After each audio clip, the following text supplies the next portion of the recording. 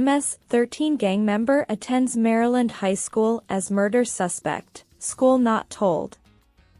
A grieving mother has a powerful warning for Maryland parents after her daughter was murdered and the suspected killer was allowed to attend a public school. When I start from the very beginning and get to the very end, they're like, wow, that is a really crazy story, the victim's mother Tammy Nobles told Project Baltimore. And I say, it is a crazy story. But it's a true story. It's the worst pain that a parent can ever get.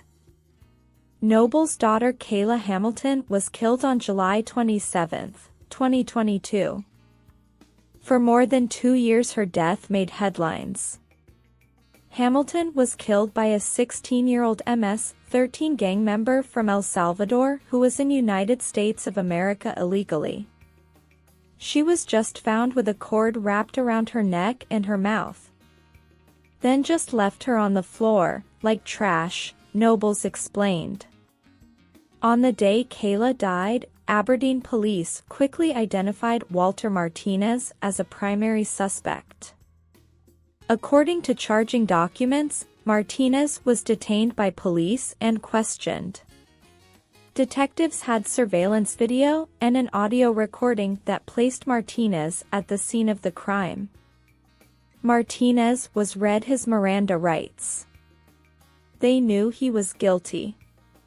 They just needed that DNA to really lock it in, stated Nobles. When police sent out Martinez's DNA, it took 6 months to process. And Project Baltimore can confirm that after Kayla was murdered, and while police were waiting for the DNA results, Martinez was allowed to enroll as a student and was attending Edgewood High School in Harford County. It makes me angry, Nobles told Project Baltimore. You're sitting there putting this monster into high school with other people's children, and you're putting children at risk. Look what he did to Kayla. According to information Fox 45 News gathered from local and federal agencies involved in the investigation, this is the timeline of events surrounding Kayla's murder. In March 2022, Martinez entered the United States illegally through Texas as an unaccompanied minor.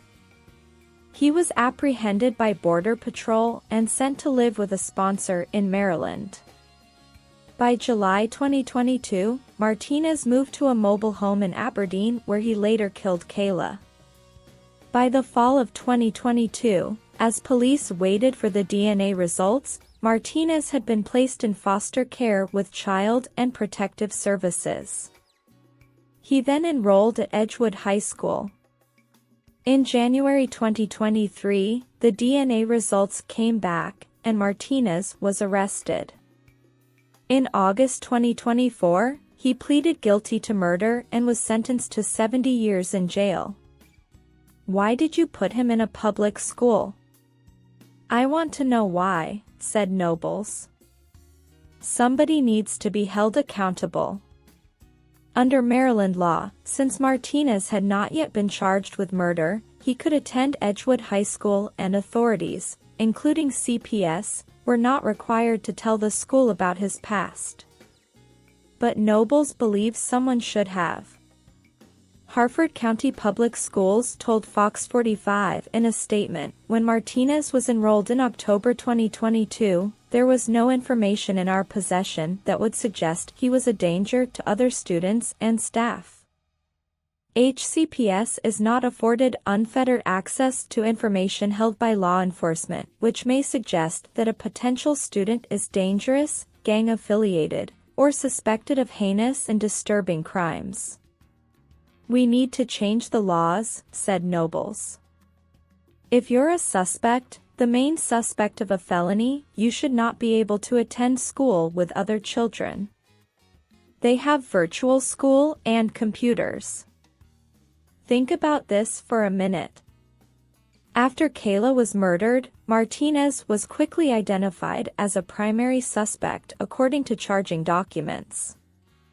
As a minor and MS-13 gang member in the country illegally, several organizations were involved in the investigation. Aberdeen Police Department, Maryland State Police, FBI, Immigrations and Customs Enforcement, Child and Protective Services. Yet, when Martinez was enrolled in Edgewood High School, no one involved told the school that a suspected murderer was walking the hallways with 1,400 other students. Nobles lives in Virginia with Kayla's younger brother and sister. She agreed to speak with Project Baltimore because, as unbelievable as her story is, it is true. Imagining what she went through that day, how she felt, her last moments, knowing that she was dying, and she wasn't going to see me again, how scared she must have been, stated Nobles. I want to make sure that it doesn't happen to someone else.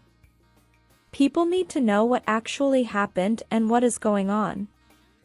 Her death is not going to be in vain.